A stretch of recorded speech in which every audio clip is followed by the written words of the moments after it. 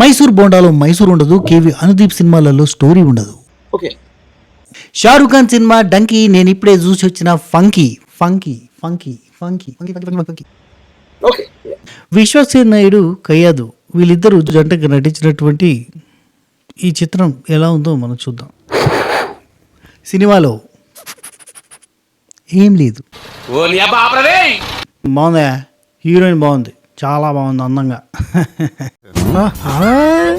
ఈ సినిమాకి పోయే ముందే నేను మెంటల్గా ప్రిపేర్ అయిపోయినా. ఇది కేవి అనుదీప్ యూనివర్సిటీ నుంచి తన సినిమా కాబట్టి ఇందులో మన లాజిక్లు ఎతకద్దు, స్టోరీ ఎతకద్దు, ఇందులో మనం స్క్రీన్ ప్లే చూడొద్దు, కంటిన్యూటీ చూడొద్దు, జస్ట్ నవ్వుకోవడానికి మాత్రమే పోవాలి.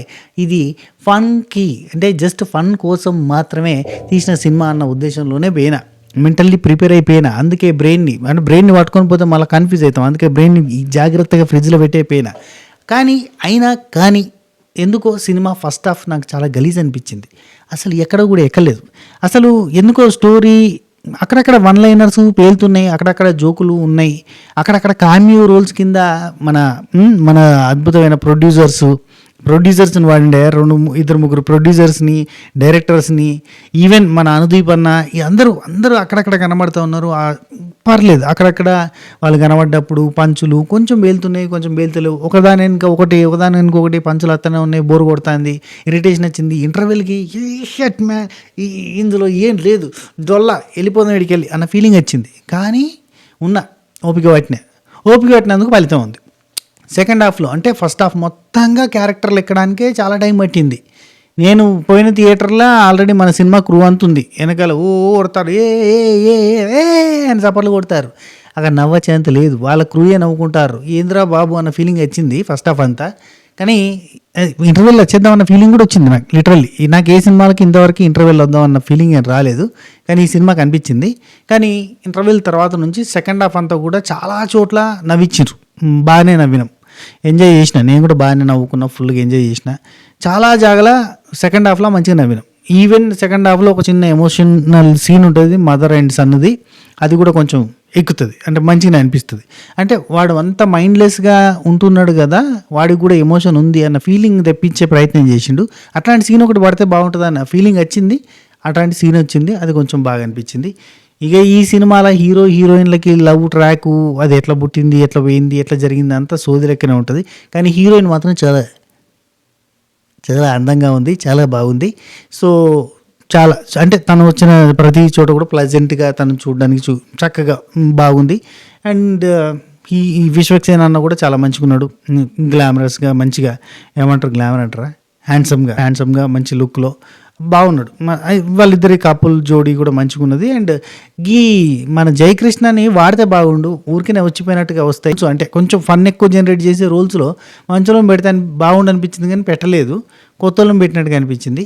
అదే మంచి వాళ్ళు ఉన్నారు, వాళ్ళని చక్కగా వాడలేదామన్న ఫీలింగ్ కూడా వచ్చింది లిటరల్లీ. ఇప్పుడు జయకృష్ణనే కావచ్చు, ఇప్పుడు సంపత్ గారిని కొంచెం వాడిరు, అదే సీనియర్ ఆర్టిస్ట్ సంపత్ గారిని వాడారు. విలన్ ఉన్నాడు అన్నట్టుగా ఉంటుంది. నరేష్ గారు కూడా పెద్దగా, అంటే నరేష్ గారిని వాడితే భలే ఉంటుంది కామెడీ, కానీ నరేష్ గారిని అంత పెద్దగా వాడినట్టుగా అనిపించలేదు. ఓవరాల్గా ప్రతి క్యారెక్టర్ బయట మనకు డైరెక్టర్ అనుదీప్ గారు ఎట్లయితే బిహేవ్ చేస్తారో అదే కైండ్ ఆఫ్ బిహేవియర్ అందరూ చేస్తూ ఉంటున్నట్టు. జాతిరత్నాలు కదా మనకు అన్ని క్యారెక్టర్ ఎట్లయితే కొంచెం మైండ్ లెస్గా ఉన్నట్టుగా ఉంటాయి చూడు, అది సింగిల్ లైనర్లు, పంచులు, కామెడీ ప్రతి ఒక్కరు డైలాగులు కొట్టడంతో ఉంటుంది. అంతే. ఈ సినిమాలో సంగీతం గురించి మాట్లాడుకోవాలంటే బీమ్స్ అన్ని పాటలు యావరేజ్గానే ఉన్నాయి.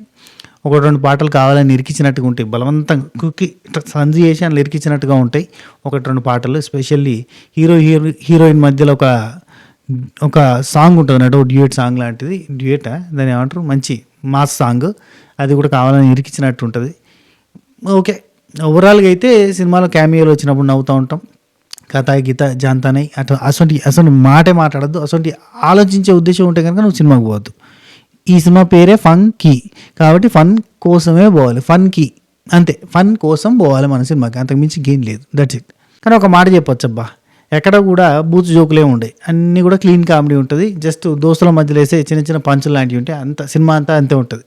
కోర్స్ అనుదీప్ పంచులు ఎట్లుంటాయి గదే కైండ్ ఆఫ్ పంచులతోటి వెళ్తూ ఉంటుంది ప్రతి దగ్గర కూడా.